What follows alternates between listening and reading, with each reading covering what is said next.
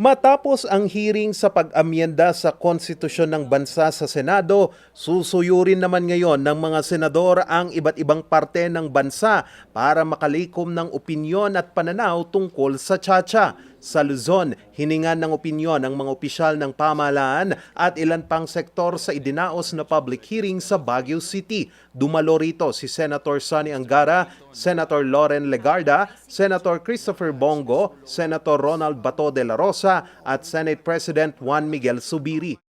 Maski na naipasa po natin ito sa Senado, baka matalo ito sa plebisito.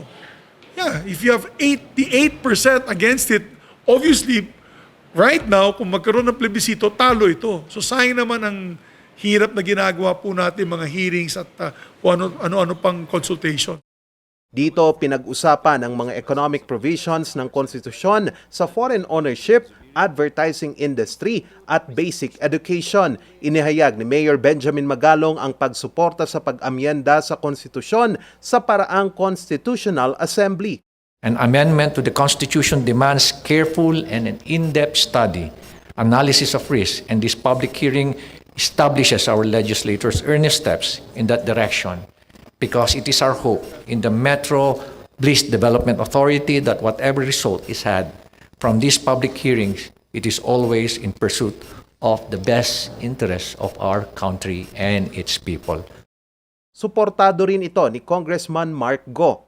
The proposed amendments to certain economic provisions of our Constitution, particularly on Articles 12, 14, and 16, represent a bold step toward unlocking the full economic potential of our nation.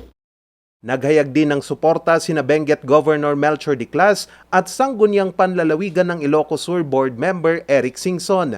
We've been reading the economic provisions and we don't have any objections, so we approve with the economic provisions. We have also submitted our position paper, and we also are not. We are also in favor of the proposed amendments. Ayon naman kay Kalinga Governor James Duba, kung magkakaroon man ng foreign ownership sa mga kumpanya, dapat ding makinabang dito ang mga residente gaya sa industriya ng pagmimina at hydroelectric projects sa Cordillera. Kanya ring itinanong kung mapagbibigyan pa nga ba ang otonomiya ng Cordillera. It is high time na kailangan may mabago. One other thing here is yung and let me take this point and let me take this portion. Itong Cordillera autonomy na namin na we've been looked for, ito na clamor na namin hanggang ngayon wala pa rin. There are still certain sectors which are covered by the 60-40 ownership restriction despite the enactment of the Public Services Act. And just to name some, the distribution of electricity, transmission of electricity, petroleum and petroleum products, pipeline transmission systems, seaports, public utility vehicles, and water pipeline distribution systems, I believe, are not part of the Public Services Act.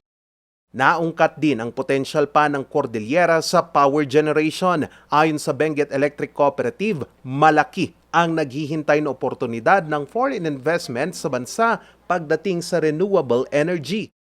If you give Beneco 6 billion, we can guarantee that we will build 3 mini hydros within 5 years.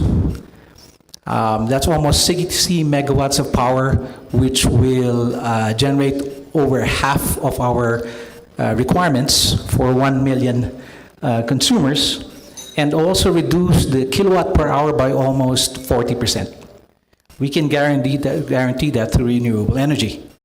We are so rich we have 7 big rivers in the province.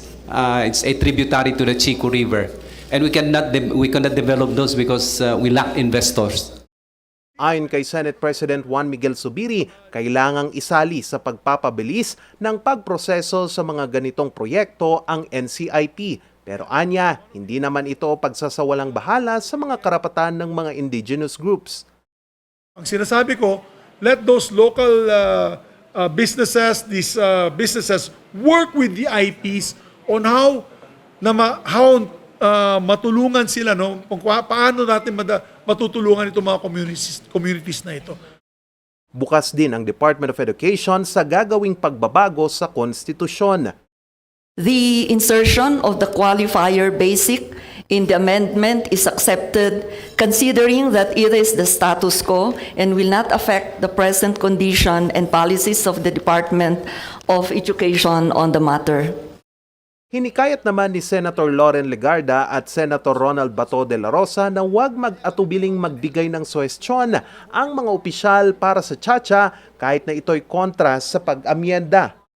That's why we are consulting you here. Kaya kami bumaba dahil nabuburyong na kami sa paparinig ng mga sekretary nyo, mga national offices ninyo.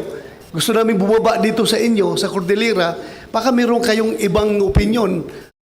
Hindi naman perpekto. The process of legislation, it is far from perfect. We may be wrong. We may be including the wrong industries or the wrong sectors. There may be sensitivities in certain regions where it need not be liberalized, the ownership of certain sectors. Pagkatapos ng Baguio, tutungo naman ang mga senador sa Cebu at Cagayan de Oro para sa pagpapatuloy ng public hearing ng subcommittee sa Senate Resolution of both Houses No. 6.